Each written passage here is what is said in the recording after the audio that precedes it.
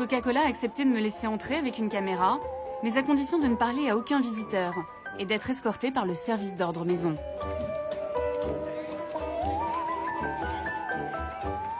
Regardez là. Ce qu'on veut nous montrer ici, c'est le monde merveilleux de Coca-Cola. Comme dans la pub, où quand on ouvre du coca, on ouvre du bonheur. You're so sweet. C'est dommage que tu parles pas, tu vas pas pouvoir me donner la formule. What's the secret formula? Tell me. Qu'y a-t-il dans cette boisson pour que là, à cet instant, plus de 78 millions de personnes ouvrent tout un Coca-Cola dans le monde? Chaque jour, le groupe vend 2 milliards de boissons. Je réalise à quel point cette histoire de secret est devenue un véritable outil marketing.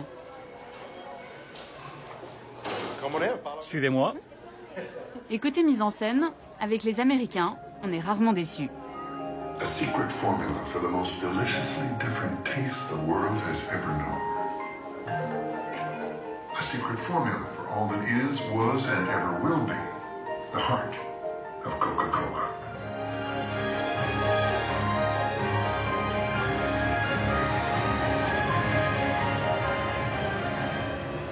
The secret formula for Coca-Cola is here.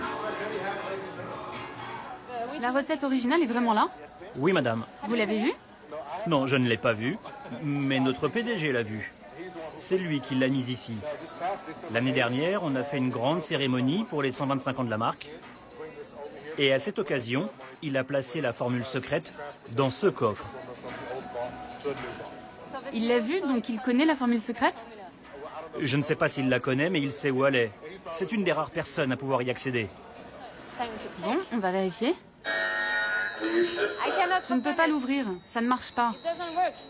Vous devez reculer. Vous ne pouvez pas l'ouvrir. Mais je veux savoir. Vous devez reculer. Vous avez déclenché l'alarme. Vous voulez dire que la sécurité va débarquer? Non, ce qui va se passer, c'est que ce sont des policiers qui vont arriver. Ah oui, ok, moi je les attends. Bon, combien vous voulez pour me laisser ouvrir le coffre? Sécurité, ici Tim. Pas de souci. C'est nous qui avons déclenché l'alarme.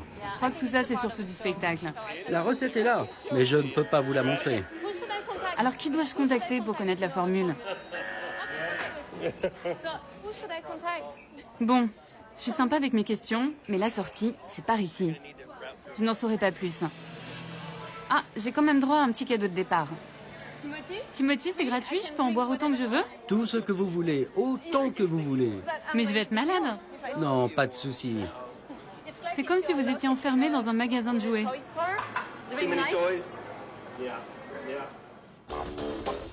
Ok, c'est pas ici qu'on me donnera la formule. Pourtant, s'il y a un endroit au monde où je peux en savoir plus, c'est bien à Atlanta. Depuis plus d'un siècle, les bulles de coca pétillent dans les veines de la ville et de ses habitants. Ici, on est Coke, on grandit Coke, on adore Coke.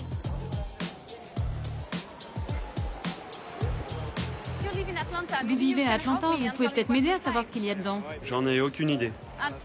Et ça vous ennuie pas? Ça m'ennuie pas du tout. Vous connaissez tous les ingrédients du Coca-Cola? Ah non, pas du tout.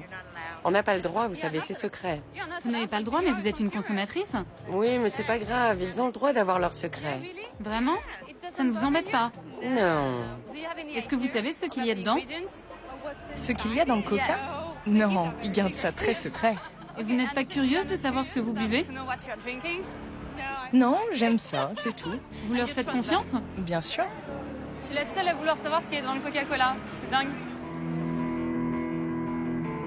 La seule? Pas tout à fait. D'autres avant moi ont tenté de percer le mystère Coca. Des concurrents de la marque, des fans, des chimistes ont même analysé la célèbre boisson. Sans succès. Difficile de trouver quelque chose quand on ne sait pas ce qu'on cherche. Personne n'est parvenu à identifier la totalité des ingrédients, jusqu'à l'année dernière, où une radio américaine a annoncé une découverte incroyable. Nous pensons que nous avons trouvé la recette originale du Coca-Cola. Et je ne plaisante pas. Je ne plaisante pas, la recette la plus secrète du monde. Je l'ai là. On l'a trouvée dans un vieux journal. C'est un journaliste, un certain Charles Selter, qui aurait publié la recette originale du Coca-Cola. the original recipe for Coca-Cola. Yes, hi, operator. Je voudrais avoir le numéro d'un certain Charles Salter dans la région d'Atlanta. In Atlanta? Thank you. J'ai retrouvé Charles Salter. Il vit dans la banlieue chic d'Atlanta. Bonjour et bienvenue. Il est aujourd'hui à la retraite, après avoir travaillé 25 ans dans le journal local. J'espère que vous allez m'en apprendre un peu plus au sujet de la formule secrète. Le trésor de Charles Salter est quelque part dans cette pièce. Voici mon atelier de pêche. C'est votre hobby? Pêcher, c'est ma passion. Pourquoi vous n'iriez pas chercher dans ces cartons là-bas?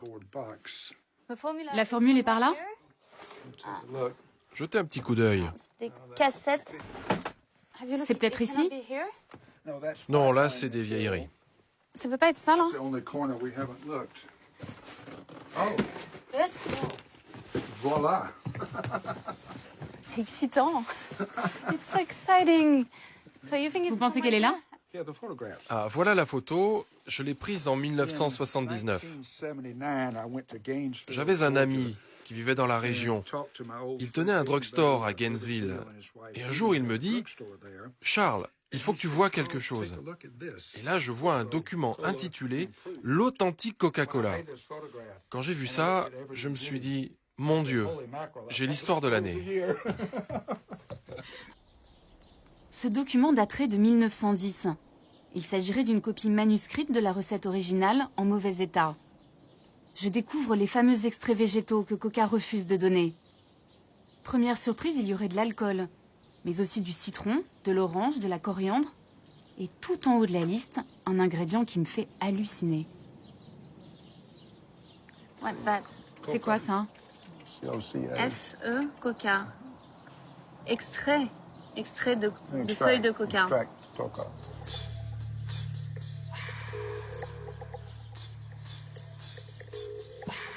Vous avez dû être surpris quand vous avez vu qu'il y avait de la feuille de coca.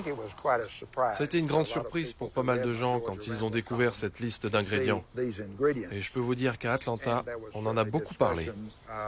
Ce que je comprends pas, c'est qu'à l'époque, en 1979, quand vous publiez cette photo, le monde entier aurait dû apprendre qu'il y avait de la coca dans le Coca-Cola. Comment ça se fait que ça n'a pas fait le tour de la planète, cette info? Je pensais que c'était vraiment un gros scoop. Mais Coca n'a jamais confirmé que c'était la formule originale. Personnellement, je suis convaincu que c'est la bonne formule. Mais ça fait partie de ces mystères, si difficiles à élucider. À l'origine, dans la recette de mon soda, il y aurait eu de la feuille de coca et son dérivé de la cocaïne. Logique après tout, c'est pour cela que ça s'appelle Coca-Cola. Mais pourquoi mettre de la drogue dans une boisson? La réponse est à 40 km de là, dans la ville de Columbus. C'est ici qu'a vécu le pharmacien John Pemberton, l'homme qui a inventé le Coca-Cola. Une jolie maison, une vie a priori bien rangée. Mais mon guide va me raconter comment est née la célèbre boisson. Une histoire qu'on préfère oublier chez Coca-Cola. Nice to meet you. Donc c'est là qu'il vivait? Oui, il vivait ici avec sa femme et son fils, Charles. Et là, c'est sa chambre, c'est ça? This was his bedroom. Wow. C'est une jolie maison traditionnelle. Ça, c'est John et son fils, Charles, un peu plus âgé. Et où est-ce qu'il travaillait? Son laboratoire est installé dans la cuisine.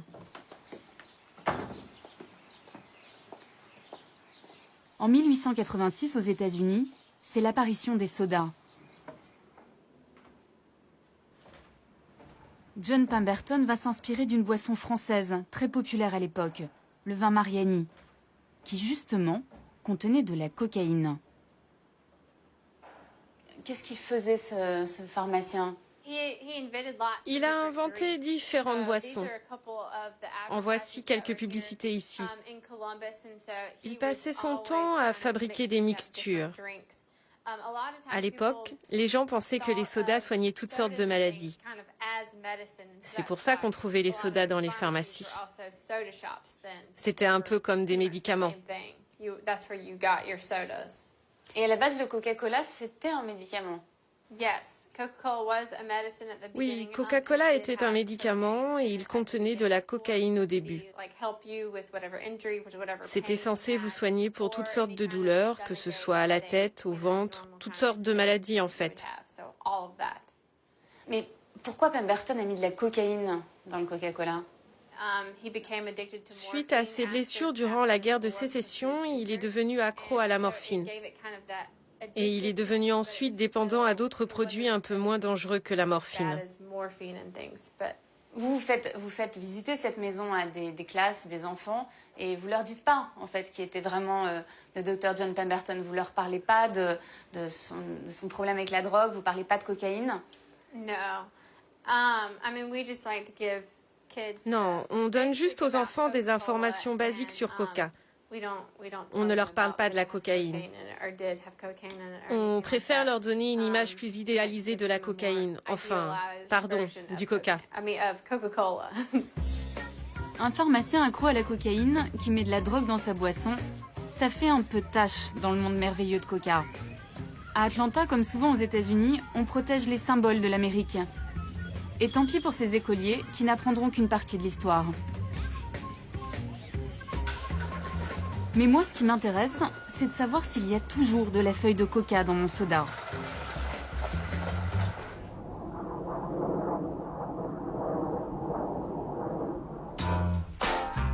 À 2000 km d'Atlanta, j'ai rendez-vous avec l'un des rares Américains qui osent défier la marque la plus puissante du monde. Au pied du pont de Brooklyn, voici le repère de Ray Rogers, le fondateur du collectif Killer Coke. Avec un tel nom, au moins le message est clair. Depuis 10 ans, ce syndicaliste consacre toute son énergie à dénoncer la face cachée de Coca-Cola. Hi. Hi, I'm Olivia. Olivia, glad to meet you. Yes, so glad to have you here. C'est le porte-parole de tous ceux qui se disent victimes de la multinationale. Ramon, vous avez été viré et vous avez dû retrouver un nouveau boulot. Louis, vous, qu'est-ce qui vous est arrivé? Autour de la table, une quinzaine d'employés ou d'anciens salariés des usines Coca-Cola de New York. Ensemble, ils ont porté plainte pour harcèlement moral et discrimination raciale. Je découvre une autre version du monde magique de Coca-Cola. Ces ouvriers fabriquent le soda pour des millions d'Américains. Ils ne connaissent pas la recette, ils mélangent seulement le sirop de cola avec de l'eau, avant de le mettre en bouteille. Vous avez déjà entendu parler ou vu des feuilles de coca ? On en a entendu parler, mais ils ne nous laissent jamais voir la production, car le sirop n'est pas fabriqué chez nous. Mais oui, on a entendu des choses. Est-ce que vous pensez qu'il y a des produits utilisés qui sont dangereux? Sans aucun doute possible, oui. On reçoit le sirop dans des gros barils. Il y a une grille tout autour et un autocollant indiquant que c'est dangereux, corrosif. Un jour, j'ai vu un de ces barils s'ouvrir. Le produit a littéralement bouffé la peinture au sol. Ça l'a enlevé. En fait, c'est de l'acide très puissant. Les gens chargés de nettoyer ne pouvaient pas toucher ce truc avec les mains. Mais normalement, c'est juste du sucre et des arômes naturels. Non. J'aimerais que ce soit ça. Mais ce n'est pas le cas. Ils ne veulent pas qu'on sache ce qu'ils mettent dedans. Je ne comprends pas comment un gouvernement peut autoriser une entreprise à commercialiser un produit dont la recette est secrète. Nos enfants en boivent. Des employés en colère qui se posent les mêmes questions que moi. Une entreprise qui refuse de me répondre, c'est pas gagné. Mais après tout, même les secrets les mieux gardés finissent un jour par s'éventer.